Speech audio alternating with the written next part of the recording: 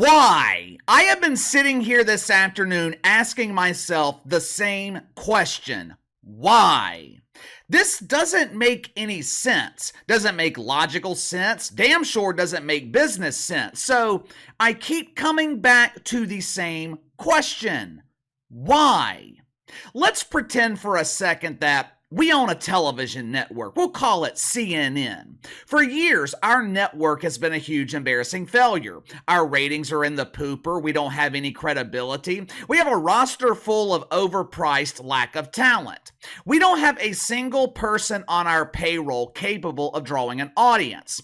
We are losing tens of millions of dollars every year, and we have never gotten properly acquainted with the best friend of any healthy business, profit.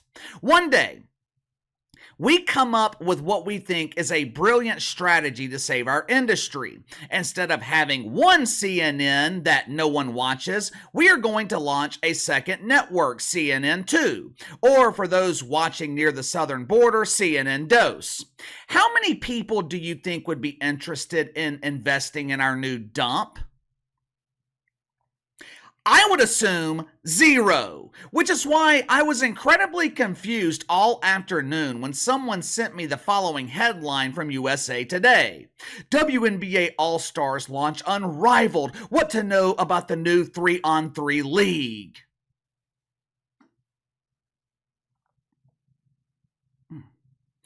If you haven't already, make sure to like and subscribe. You can follow me on Twitter at KC_BTL84.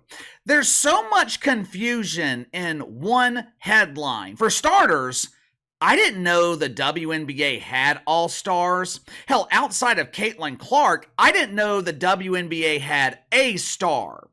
Initially, I remembered hearing about this league, this story last summer. I think we covered it here on the channel. A couple of disgruntled WNBA dump divers, they were throwing around the idea of launching a league of their own. Unlike the movie, this seemed destined for failure. At the time, I didn't think this idea would go anywhere, but credit to Napheesa, Collier, and Breanna Stewart for following through and putting this together. I always admire and respect anyone who pursues their dream of becoming an entrepreneur. So all kidding aside, good for them for following through and doing this. Whether or not this entrepreneurial idea will work, I have my doubts. Breanna Stewart, who most of you guys know as the lead chef in the WNBA cafeteria, very popular amongst WNBA players for her brie stew. Breanna Stewart and Napheesa Collier, they announced earlier this afternoon the launch of Unrivaled, their new 3-on-3 basketball league specifically for women. I guess it's going to be similar to the Big Three, the league owned by Ice Cube, but there's a huge difference between the Big Three and Unrivaled. The players in Ice Cube's league, they're mostly retired NBA players, or they're young players who weren't good enough to make it in the NBA. Obviously, the Big Three is no threat to the NBA and never will be. The case could be completely different between Unrivaled and the WNBA. They are marketing the league as an alternative for WNBA players. Instead of traveling overseas to places like Mother Russia in the off-season where they would spend months detoxing from the ganja for the opportunity to make real money playing basketball, instead of traveling to Mother Russia and China in the off-season, WNBA players, they can now play here at home. That's how Unrivaled is being marketed, but I'm wondering if WNBA Commissioner Kat Engelbert is just a little worried about this new league. According to USA Today, Unrivaled, they are claiming that they are going to pay their players the highest salaries in all of women's sports. Now, initially, I thought they meant the highest salaries in women's basketball. That would be realistic. I mean, there are garbage men in New York City making more money than the average dump diver in the WNBA. But they're not talking about paying the highest salaries in women's basketball. According to USA Today, Unrivaled, they will pay the highest player salaries in women's sports.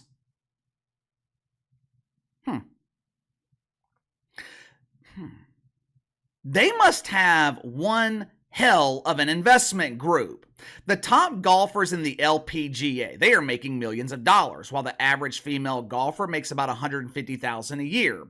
Average female tennis player in the WTA, they make over $250,000 a year. So, how in the hell is a startup league going to pay the highest salaries in women's sports? The WNBA is heavily subsidized by the NBA. They can't afford chartered flights, much less afford paying players millions of dollars.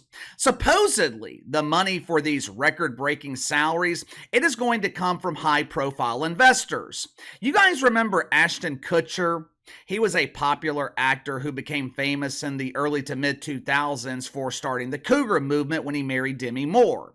He is now married to Mila Kunis, not to be confused with the less famous Mila, pretend NFL analyst Mila Kimes.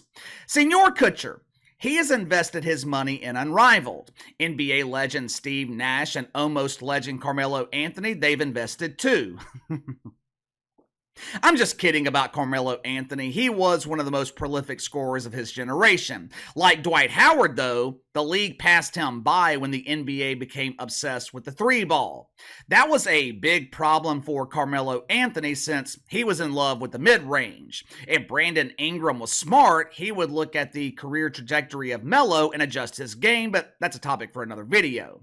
Gino Auriemma, legendary women's professional basketball coach at UConn, he is invested in Unrivaled.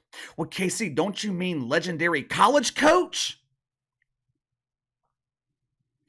Have you seen the basketball in the WNBA? Compare that basketball to the basketball at UConn, and then you tell me which one is professional. I saved the best, most high-profile investor for last. You guys are going to love this one. Matter of fact, her association alone with Unrivaled, it should guarantee huge embarrassing failure. She is considered a legend in the NWSL, where she spent years playing soccer in front of empty seats. She's the queen of unoriginality. She culturally appropriated the art of kneeling for the national anthem from Colin Kaepernick. Several years ago, she signed an endorsement deal with Subway, tanking sales at Subway franchises across the country. Her endorsement was so well received by customers, thousands of Subway chains, they could not give away free sandwiches. She is the inspiration of prepubescent boys across America. One of our favorites here on the channel. She rocks the nest with the Sue Bird. I'm talking about Meg Rapinoe. Oh, Meg. What could possibly go wrong with Megan Rapinoe investing in a startup women's basketball league? While I have my doubts as to whether or not Unrivaled will be successful, I mean, the WNBA, they've been around for almost 30 years now. It has been 3 decades of huge embarrassing failure. I understand what the investors are trying to do here. They see the popularity of women's basketball and they're trying to capitalize on it, monetize it. But like I've said countless times over the last 12 to 18 months, women's basketball is not popular. The WNBA is not popular. Caitlin Clark is popular. That's not my opinion. That's fact. If you don't believe me, go look at ratings for college games not involving Caitlin Clark. Do the same thing in the WNBA. And if you're too lazy or too busy to do that yourself, just check out the video I uploaded to YouTube this morning. I found all the information for you. While I have my doubts about the success of Unrivaled, I'm more interested in what will happen if they are successful. For starters, their number one goal right now should be obvious. I know there's a lot of jealousy and resentment for Caitlin Clark amongst WNBA players, but this is business and money doesn't care about your feelings. Number one goal right now for Unrivaled, you have got to find a way to sign Caitlin Clark. You got to have star power to attract people to the league. No offense to Bree Stu and Napheesa Collier, but you're not moving the needle. If you were, there would be no need for a second women's basketball league because you would be making millions of dollars in the WNBA. If Unrivaled is successful, what would that mean for the WNBA? Unrivaled already has one clear advantage. Their name is a hell of a lot better and more original. Not only are they offering players significantly more money, they're also giving them financial equity in the league. Now, I'm not talking about fake equity where teams will have an equal number of black women and white women on the roster, an equal number of bearded Bobs and shaved Sherrys. I'm talking about real financial equity where players will have ownership in the league. Which means if Unrivaled is doing something the WNBA has never done, generate profit, the players, they will receive a portion of it. What happens if Unrivaled draws a bigger audience? What happens if Unrivaled becomes a larger platform than the WNBA? Do you see where I'm going here? If Unrivaled succeeds and players are making more money, they have a financial stake in the league, they're drawing better ratings on television, why would they need to play in the WNBA? Now, obviously, that's a big if, but you could have a situation where talent is being split across both leagues. Do I think that's going to happen? Do I think Unrivaled will be this big success and threaten the future of the WNBA? No. To be honest with you, I would be surprised if they make it to season 2. I would imagine that Kat Engelbert is laughing at this concept. Maybe she's thinking, these complainers will finally understand what it's like to try to make money off of women's basketball. Paying high salaries, offering financial equity and luxury accommodations, that sounds really great in theory. Convincing high-profile celebrities to invest, that's great, but you know what they are going to eventually expect? A return on their investment.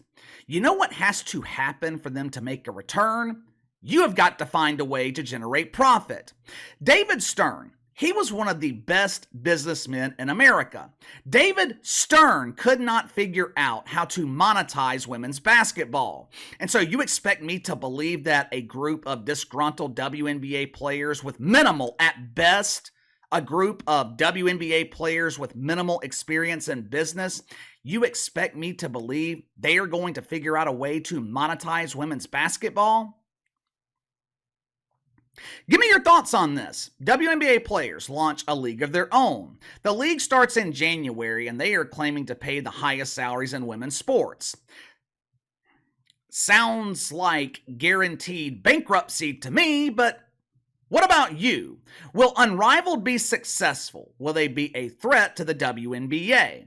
You let me know. Sound off in the comments below. Like, subscribe, share the video. Appreciate your support. Best way to contact me is by email at btlkc84@gmail.com, and I'll see you guys tomorrow.